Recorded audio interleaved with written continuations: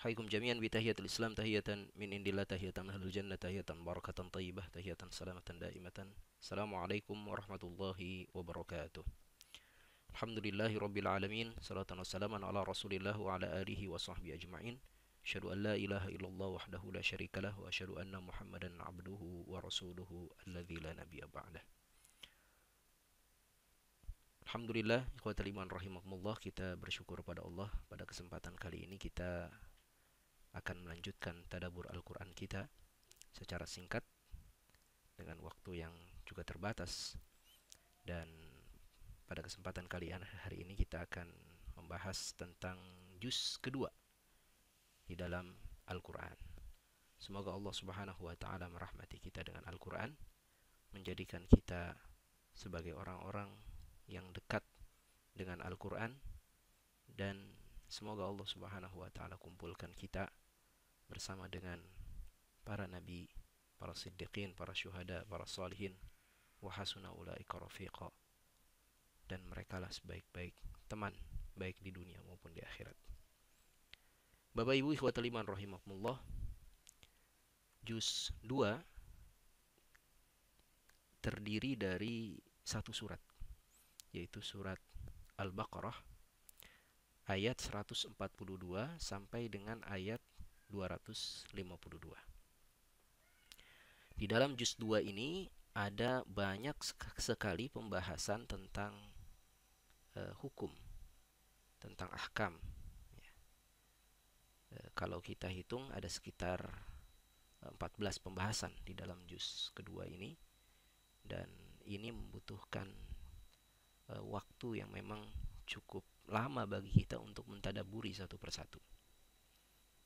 Ayat-ayat ahkam ini sebagian besar turun di kota Madinah Al-Munawwarah ketika Nabi Shallallahu Alaihi Wasallam sudah mendapatkan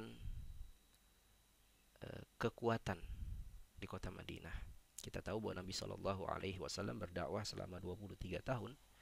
13 tahun beliau berdakwah di kota Makkah dan 10 tahun beliau berdakwah di kota Madinah.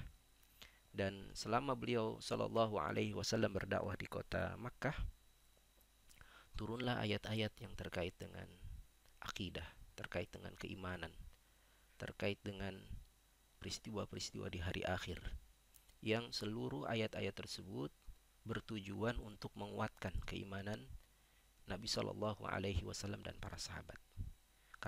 Karena memang tantangannya ketika beliau Shallallahu Alaihi Wasallam berdakwah di kota Makkah itu, beliau Shallallahu Alaihi Wasallam dan para sahabat mendapatkan tantangan yang sangat besar dari orang-orang kafir, berupa penghinaan, berupa ancaman, pengusiran, ya. Bahkan ada beberapa sahabat yang kemudian disiksa, ya, sampai kemudian mereka menemui syahadah. Nah, menghadapi peristiwa seperti itu atau kondisi seperti itu tentu saja dibutuhkan kekuatan iman yang kuat, kekuatan iman yang kokoh.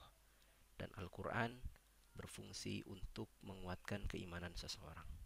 Kalau kita mentadaburi ayat-ayat tentang hari akhir, ayat-ayat tentang tauhid, ya, ayat-ayat tentang kebesaran Allah Subhanahu wa taala, ya, maka akan suburlah iman kita, akan kuatlah iman kita, dan kita akan tegar menghadapi berbagai macam cobaan dan ujian.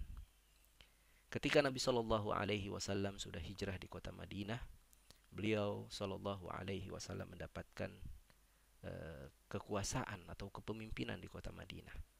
Beliau ditugasi untuk mengelola seluruh urusan yang ada di kota Madinah.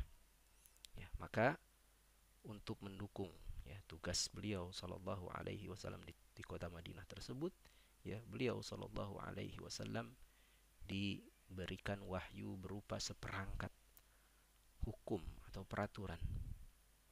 Nah, ayat-ayat tentang hukum, ayat-ayat tentang peraturan inilah yang menjadi panduan kehidupan kita, ya, di dunia ini dalam memutuskan berbagai masalah hidup kita. Baik itu masalah hidup kita secara personal, maupun masalah hidup kita dalam berkeluarga, maupun masalah-masalah hidup kita, ya, dalam kehidupan bernegara ataupun bermasyarakat. Inilah makna dari firman Allah Subhanahu wa taala, ya ayyuhalladzina amanu dukhulu fis-silmi kafah, wahai orang-orang yang beriman, masuklah kalian ke dalam Islam secara keseluruhan. Baiklah ikhwatul iman rahimakumullah, kita akan bahas secara singkat apa saja yang ada di juz kedua, struktur pembahasannya seperti apa. Yang pertama, di juz kedua ini ayat 142 sampai dengan ayat 152, Allah Subhanahu wa taala menjelaskan tentang peristiwa perubahan kiblat. Yang tadinya kaum muslimin menghadapkan kiblat mereka ke arah Masjidil Aqsa. Kemudian Allah Subhanahu wa taala memerintahkan Rasulullah sallallahu alaihi wasallam untuk beralih kiblat ke Masjidil Haram. Ya, fawalli wajhaka syatral Masjidil Haram. Ya. Perubahan kiblat ini menjadi peristiwa yang besar karena ketika Nabi sallallahu alaihi wasallam hijrah ke kota Madinah, Nabi bertemu dengan komunitas ahlul kitab, ya, dengan orang-orang Yahudi yang mereka juga dahulu kiblatnya juga ke arah Masjidil Aqsa. Nah, ketika orang-orang Yahudi mendapati bahwa Nabi Shallallahu Alaihi Wasallam kiblatnya juga ke Masjidil Aqsa, maka mereka mencela Nabi Muhammad Shallallahu Alaihi Wasallam dan para pengikutnya. Mereka menyatakan, lihatlah Muhammad sesungguhnya hanyalah ikut-ikutan mengikuti agama kami. Maka Nabi Shallallahu Alaihi Wasallam tidak ridho. Ya, kaum muslimin ya dianggap sama dengan orang-orang Yahudi. Ya, kita nggak boleh sama dengan orang Yahudi. Wa khaliful Yahud. Hendaknya kita berselisih atau menyelisihi orang-orang Yahudi dan Nasrani, nggak boleh. Sebagaimana kita berdoa ya di dalam surat Al-Fatihah, ya, siratal ladzina an'amta 'alaihim ghairil maghdubi 'alaihim waladdallin. Kita nggak mau seperti orang-orang yang dimurkai oleh Allah, dan kita nggak mau seperti orang-orang yang tersesat. Nah, siapa orang yang dimurkai dan yang tersesat itu? Ya, dalam salah satu tafsir disebutkan bahwa yang dimaksud orang-orang yang dimurkai itu adalah orang-orang Yahudi. Kenapa mereka dimurkai oleh Allah? Karena mereka punya banyak ilmu, Nabi banyak turun kepada mereka, wahyu banyak diturunkan kepada mereka, akan tetapi mereka tidak mau mengamalkan ilmu mereka. Maka mereka dimurkai oleh Allah. Kemudian orang-orang Nasrani, kenapa mereka tersesat? Karena mereka adalah kaum yang beramal tanpa ilmu. Nah, kita harus berselisih dengan dua kelompok ini, ya.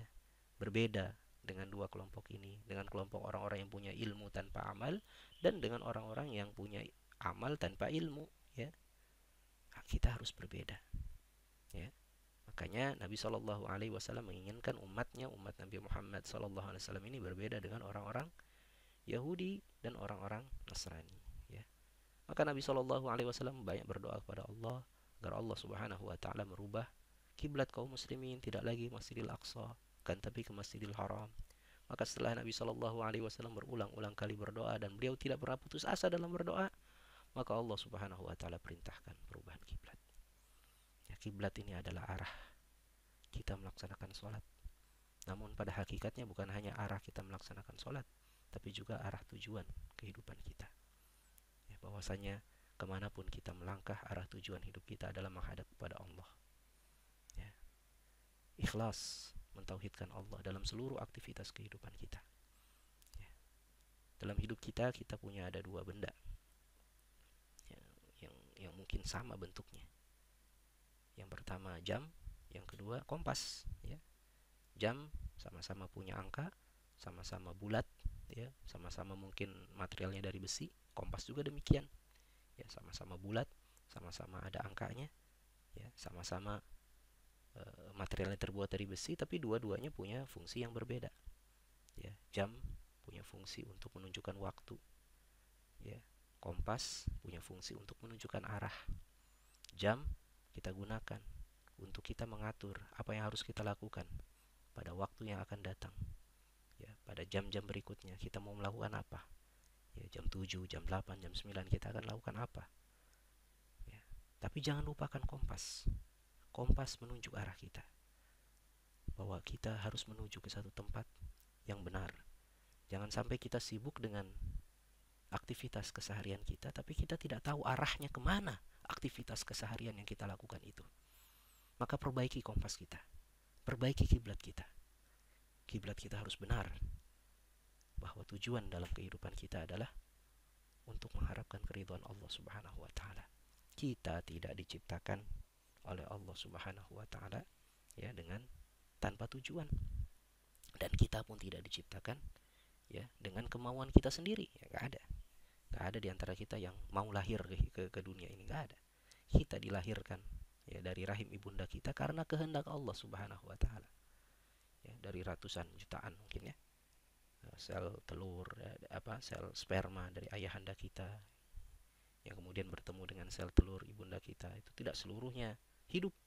Hanya satu yang hidup. Yang hidup itulah yang kemudian menjadi kita. Siapa yang menghidupkannya? Siapa yang mempertemukannya? Yang menghidupkannya adalah Allah Subhanahu wa taala. Allah berkehendak kita hidup. Karenanya Allah berkehendak kita punya tujuan dalam kehidupan kita ini. Ini soal kiblat ya. Ini banyak sekali yang bisa kita tadaburi sebetulnya dalam persoalan peristiwa perubahan kiblat ini.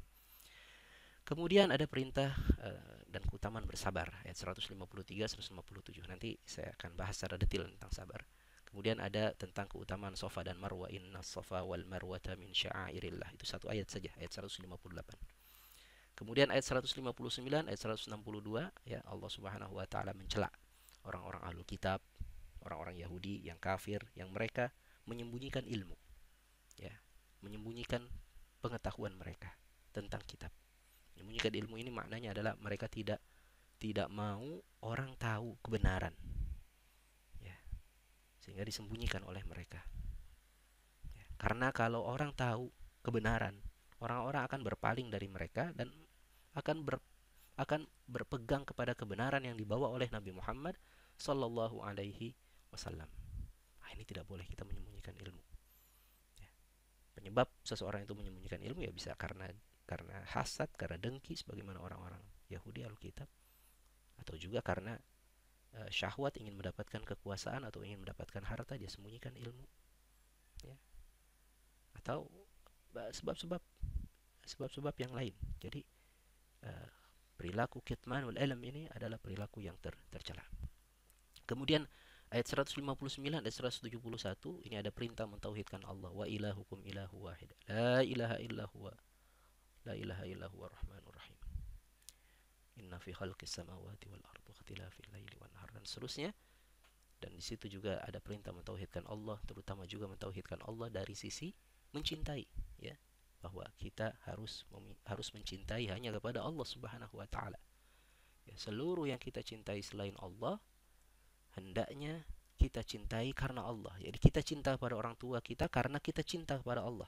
Karena Allah memerintahkan kita cinta kepada orang tua, maka kita cinta kepada orang tua kita. Ya, kita cinta kepada istri anak-anak kita karena Allah. Karena Allah memerintahkan kita cinta kepada istri dan anak-anak kita, maka kita cinta kepada mereka.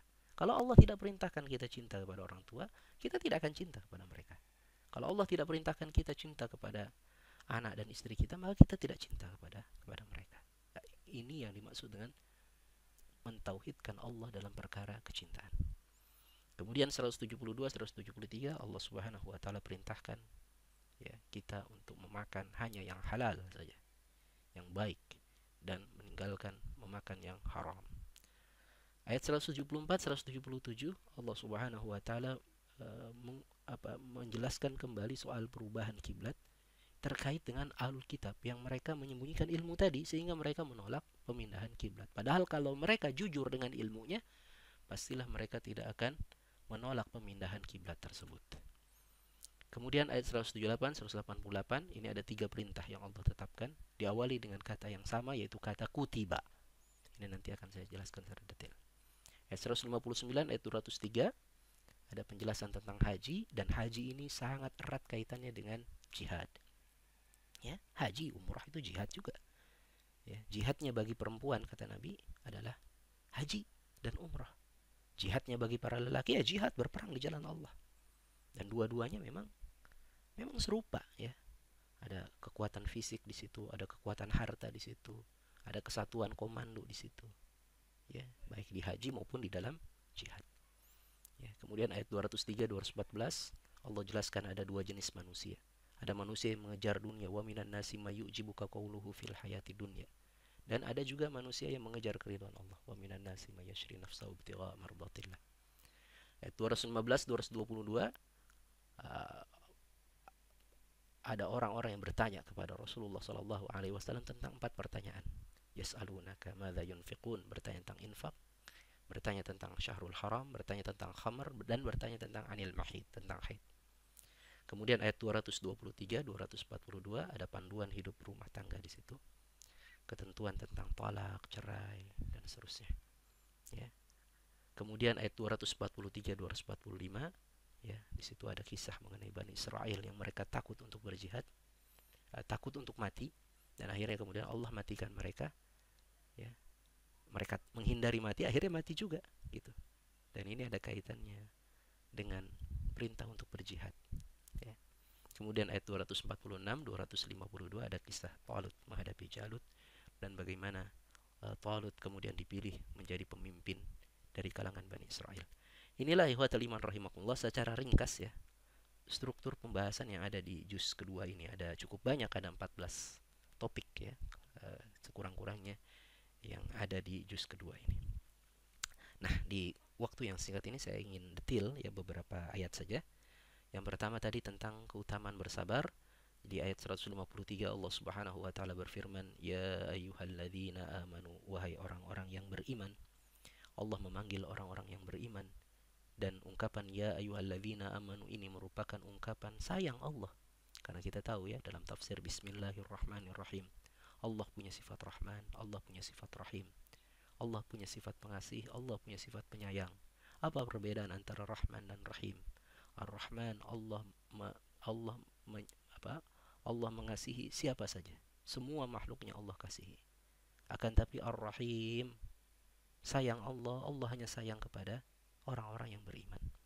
Jadi ketika Allah memanggil wahai orang-orang beriman, sesungguhnya Allah sedang memanggil orang-orang yang Allah sayangi. Ya. Tidak semua orang yang Allah kasih Allah sayang, nggak semua. Ya. Ini analoginya seperti ada orang datang ke rumah kita gonjreng-ganjreng gitu, ngamen gitu kan. Terus kita kasih, apa kita kasih itu karena kita sayang? Ya enggak ada ya kita sayang sama pengamen.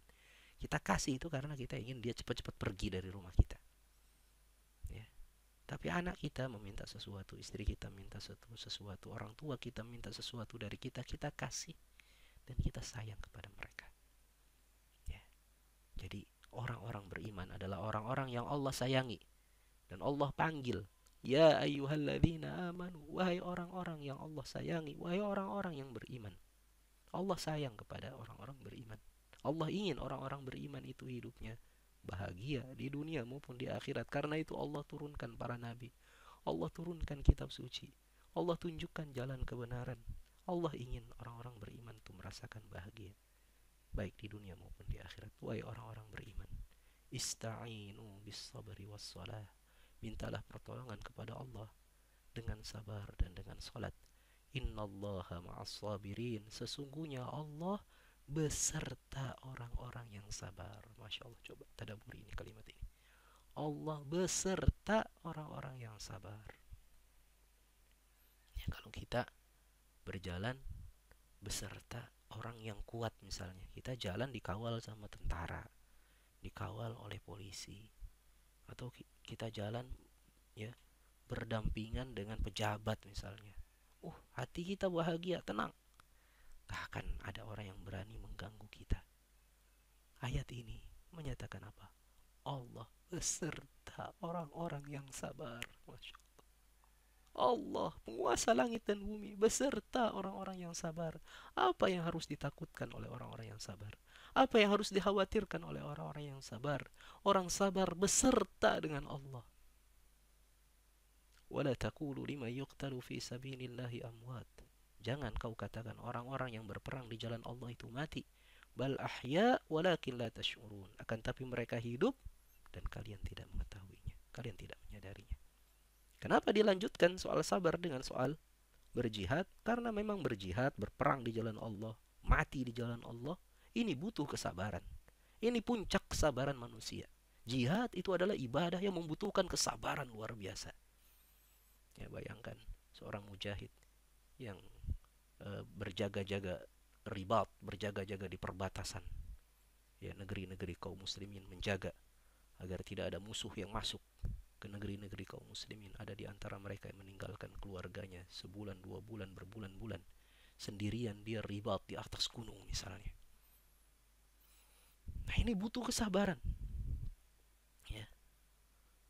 Pada masa-masa seperti itu mungkin ya, berkelibat di dalam benaknya kerinduan terhadap anak, kerinduan terhadap istri, kerinduan terhadap keluarga. Kuat muncul dorongan untuk pulang ke rumah. Akan tapi dia sadar sesungguhnya dia sedang melakukan satu ibadah yang utama, aqsal ibadah, ya, ibadah yang paling puncak, yaitu jihad. Yang kalau ada seseorang yang mati ketika berjihad membela agama Allah, maka sesungguhnya mereka hidup, mereka tidak mati. Wala taqulu lima yuqtalu fi sabilillahi amwat. Mereka hidup, ya, walakin la tash'urun, hidup ya di sisi Allah. Mereka terus mendapatkan rezeki dari Allah sampai kemudian hari kebangkitan mereka dibangkitkan oleh Allah dan mereka masuk surga ya, tanpa hisab, tanpa azab. Subhanallah. Wala nabluwannakum, orang-orang yang sabar bukan orang yang tanpa masalah. Allah menyebutkan setiap manusia itu pasti akan diuji oleh Allah, diberikan bala ujian. Wala nabluwannakum di sini digunakan dua kata atau dua uh, huruf taukid, dua huruf penegas. Ada la lam taukid di sini dan kemudian ada nun taukid di sini. Ya. Kata la wala nabluwannakum. Ini ada dua. Artinya sungguhnya dua kali, dan sungguh-sungguh kami akan uji kalian dengan apa? Bisyai'im minal khauf. Syai'in di sini pakai isim nakirah yang artinya berbagai macam, tidak ada batasannya. Berbagai macam, bisyai'in, apa saja, bentuknya berbagai macam. Minal khauf, dari ketakutan, walju, kelaparan, wa naqsim minal amwal wal anfus wa thamarat, kekurangan harta, kekurangan jiwa, sakit, ada yang wafat keluarga kita, wa thamarat, kekurangan penghasilan, pendapatan. Wa basyiris sabirin, beri kabar gembira kepada orang-orang yang sabar. Alladzina idza asabathum musibah. Siapa itu orang yang sabar? Yaitu mereka yang apabila tertimpa musibah, qalu inna lillah, kami ini seluruhnya milik Allah, wa inna ilaihi raji'un, kami akan kembali kepada Allah. Ulaika alaihim salawatu min rabbihim wa rahmah. Mereka itulah yang akan mendapatkan salawat. Salawat artinya keberkahan yang sempurna. Wa rahmah, dan kasih sayang Allah. Allah sayang kepada orang-orang yang sabar. Allah beserta dengan orang-orang yang sabar. Allah akan angkat derajat orang-orang yang sabar di dunia dan pasti di akhirat. Mungkin di dunia tidak diangkat karena orang melihat orang yang sabar di dunia dia terus tertindas, mungkin tidak terangkat. Tapi di akhirat yang abadi pasti terangkat. Pasti terangkat. Ya. Orang-orang yang sabar akan mendapatkan pahala tanpa batas. Tanpa batas bagi orang-orang yang sabar. Wa ulaika humul muhtadun, dan orang-orang yang sabar inilah yang akan mendapatkan petunjuk. Nah, sabar ini kalau kita baca dalam apa namanya Riyadhus Shalihin, ya, karya Imam An-Nawawi. Imam An-Nawawi menjelaskan bahwa sabar ini ada dua macam, ada tiga macam. Yang pertama, sabar saat menjalani ketaatan yang ujungnya adalah istiqamah. Yang kedua, sabar dalam ya menghadapi kemaksiatan yang ujungnya adalah bersikap wara', hati-hati. Kemudian yang ketiga, sabar dalam menghadapi musibah, baik itu kekurangan harta, ya, kekurangan kesehatan dan seterusnya, yang ujungnya adalah qanaah. Mudah-mudahan kita semua dikumpulkan oleh Allah menjadi orang-orang yang sabar. Dan untuk bersabar ini memang harus diusahakan. Wa may yatasabbar yusabbirhullah, kata Nabi sallallahu alaihi wasallam, barang siapa yang terus berusaha sabar, artinya berlatih. Sabar itu bukan bakat, bukan. Ini latihan. Barang siapa yang berlatih untuk sabar, niscaya Allah akan anugerahkan kesabaran. Dan sabar bukan hanya dilatih tapi juga diminta.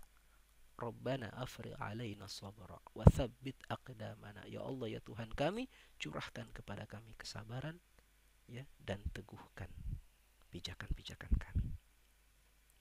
Semoga Allah Subhanahu wa taala, Ya, kumpulkan kita beserta dengan orang-orang yang sabar, berikan anugerah pada kita untuk senantiasa bersabar. Kemudian yang ingin saya sampaikan juga pada kesempatan yang berbahagia ini adalah ayat 165 dari surat Al-Baqarah. Allah Subhanahu wa taala menjelaskan ya kewajiban untuk mentauhidkan Allah dalam hal kecintaan.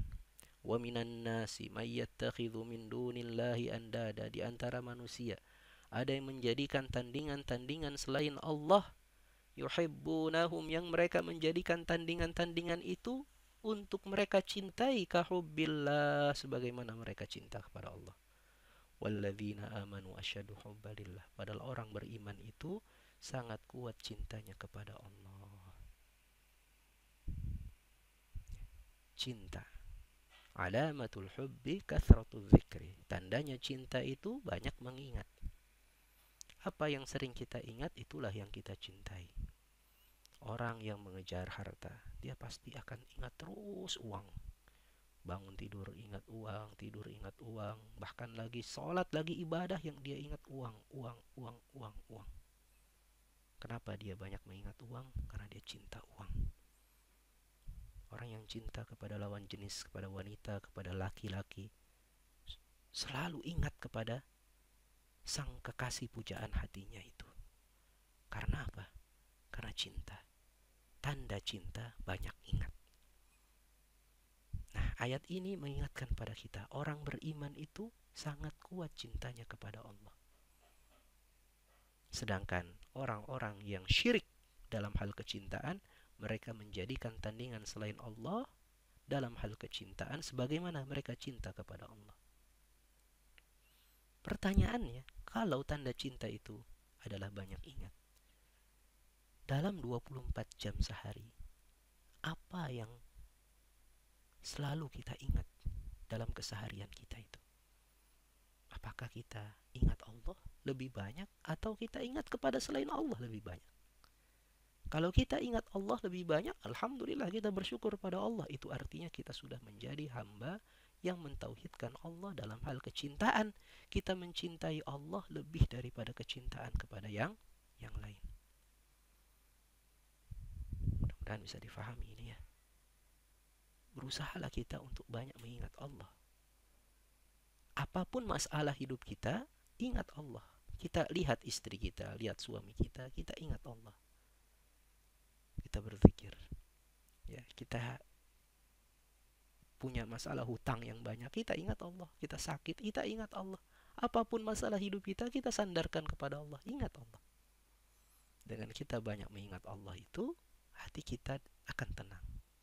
Ya, ala bidzikrillahi tatmainnul qulub. Cinta. Cinta ini ya memang harus, ya sekali lagi memang harus dilatihin, lagi-lagi harus dilatih. Ya.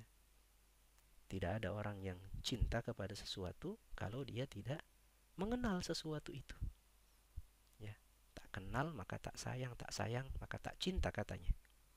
Maka kalau ada orang ingin mencintai Allah lebih daripada kecintaannya kepada yang lain, dia harus kenal Allah. Bagaimana cara kenal Allah?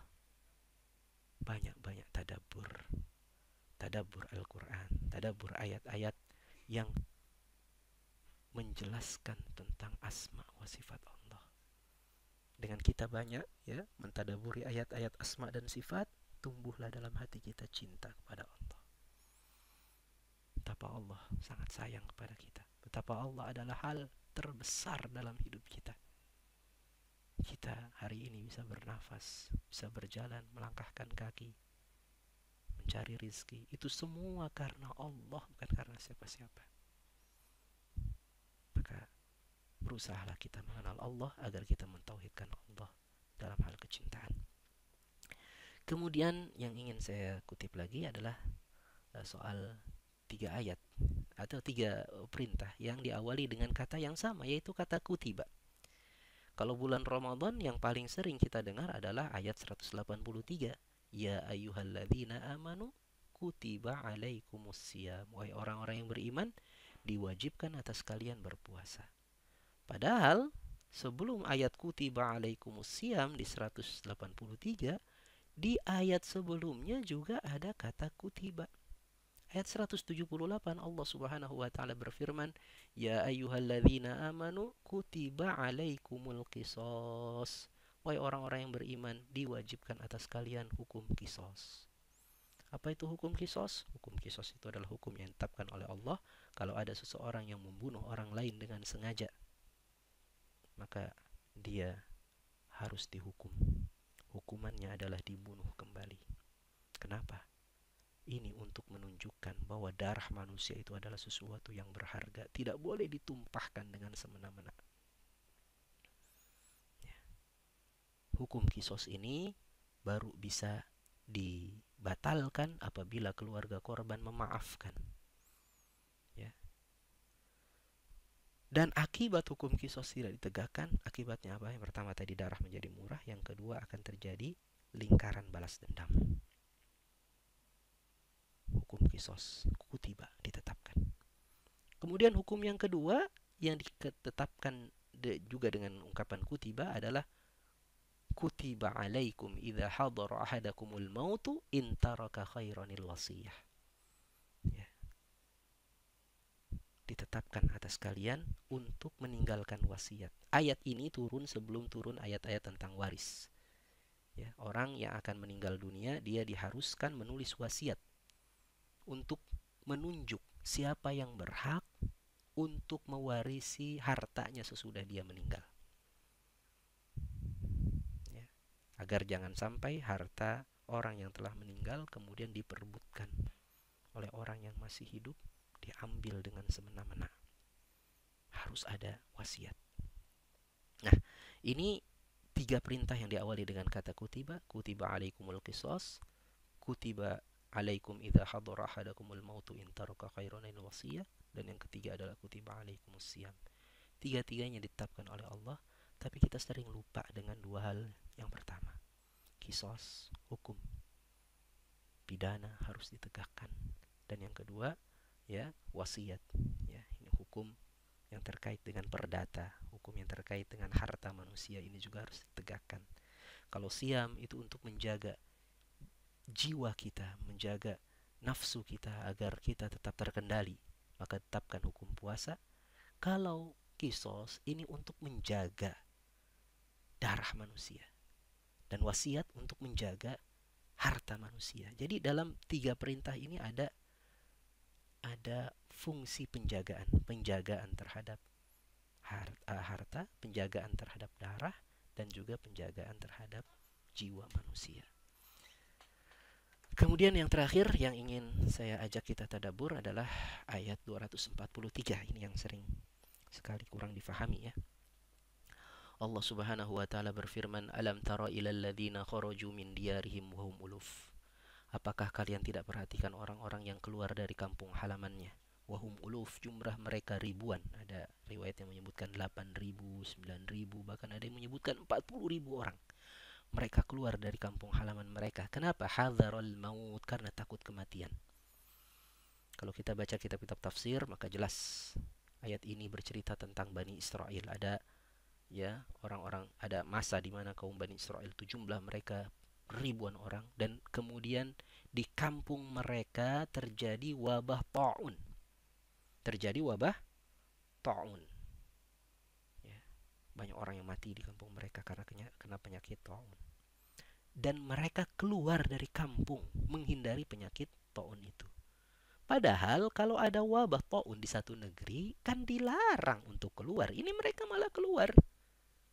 Ya. Hadharul maut. Ya, takut mati kalau ada di kampung tersebut, padahal tidak boleh.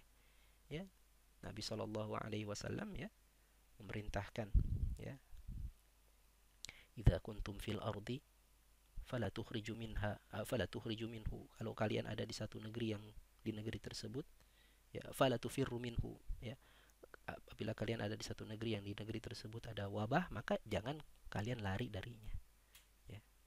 Yang di dalam jangan keluar, yang di luar jangan masuk. Ini kalau satu negeri sedang terkena penyakit ta'un. Jadi diajarkan itu yang namanya isolasi mandiri, itu isolasi sosial ya.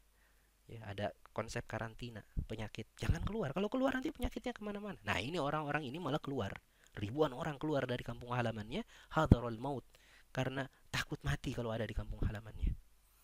Ketika mereka keluar, mereka menyebar ke lembah-lembah. Faqala lahumullah, Allah kemudian berkata kepada mereka, mutu, matilah kalian. Maka orang-orang yang keluar dari kampung halamannya ini karena menghindari penyakit taun ini akhirnya mati berkelimpangan. Thumma ahyahum. Setahun berikutnya ada seorang nabi yang lewat di lembah-lembah tempat orang-orang Bani Israel ini mati, lewat, dan kemudian Allah perintahkan nabi ini untuk menyuruh tulang belulang ya bekas orang-orang mati ini untuk hidup. Thumma ahyahum, ya, maka nabi itu menyatakan hiduplah kalian, ya, maka Allah hidupkan lagi tulang belulang itu. Innallaha ladzu fadlin 'alan nas, sesungguhnya Allah mempunyai karunia terhadap manusia, walakinna aktsaran nasi la yashkurun, akan tapi banyak manusia tidak bersyukur. Ini ayat ini kalau kita tadabbur ini apa namanya? Pelajarannya banyak sekali, ya. Tapi kemudian ayat ini disambung dengan soal jihad. Ini apa hubungannya gitu? Waqatilu fi sabilillah, dan berperanglah kalian di jalan Allah. Wa'lamu annallaha sami'un alim, dan ketahuilah bahwasanya Allah Maha mendengar lagi Maha mengetahui. Man dzalladzi yuqridullaha qardan hasana fayudha'ifahu lahu ad'afan katsira. Barang siapa yang beri pinjaman pada Allah dengan pinjaman yang baik, dia menafkahkan hartanya di jalan Allah, maka Allah akan lipat gandakan balasannya itu. Wallahu yaqbidu wa yabsut, Allah lah yang menyempitkan dan melapangkan rizki seseorang. Wa ilaihi turja'un, dan kepadanya kamu dikembalikan. Apa kaitannya antara kisah orang-orang yang keluar dari kampung halamannya karena takut mati dengan perintah berjihad? Kaitannya adalah orang-orang ini keluar karena tadi takut mati kan.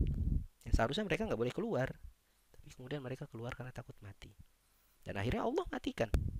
Mereka takut, akhirnya Allah matikan. Sesudah itu Allah hidupkan. Sebagai pelajaran, jangan kalian, ya, kalau menyebar penyakit taun, jangan kalian keluar dari kampung halaman kalian, ya. Nah, sama halnya dengan orang-orang yang menghindar untuk berjihad. Saya nggak mau berjihad, saya nggak mau membela agama, saya takut mati kalau saya membela agama. Nah, orang-orang yang takut mati itu nanti akhirnya akan mati juga. Nanti akhirnya akan mati juga. Dia menghindar kematian, akhirnya akan mati juga. Ya, karenanya, ya, kalau datang itu perintah berjihad, ya jangan kita menghindar dari perintah berjihad karena takut mati. Karena nanti Allah akan matikan kita juga. Kematian seseorang itu telah ditetapkan. Tidak bisa dimajukan karena seseorang berjihad, dan tidak bisa dimundurkan karena menghindar dari berjihad. Nggak bisa. Kematian seseorang telah ditetapkan. Sama juga seperti tadi, kematian seseorang telah ditetapkan. Tidak bisa karena dia ada penyakit taun, dia keluar, dia akan terhindar dari kematian. Tidak bisa. Kalau sudah waktunya Allah tetapkan dia mati, dia akan mati. Jadi ini kaitannya antara kisah tadi dengan jihad. Nah, ini kata jihad ini memang sering banyak orang menghindar untuk membahasnya. Padahal ini merupakan salah satu syariat dalam agama kita. Dan jihad bukan saja mengangkat senjata, bukan, ya. Nabi Shallallahu Alaihi Wasallam bersabda, wajahidul musyrikina bi amwalikum wa anfusikum wa alsinatikum. Berjihadlah kalian melawan orang-orang yang musyrik. Dengan apa? Dengan harta kalian, dengan jiwa kalian, dan dengan lisan-lisan kalian. Artinya jihad itu ada 3 bentuk.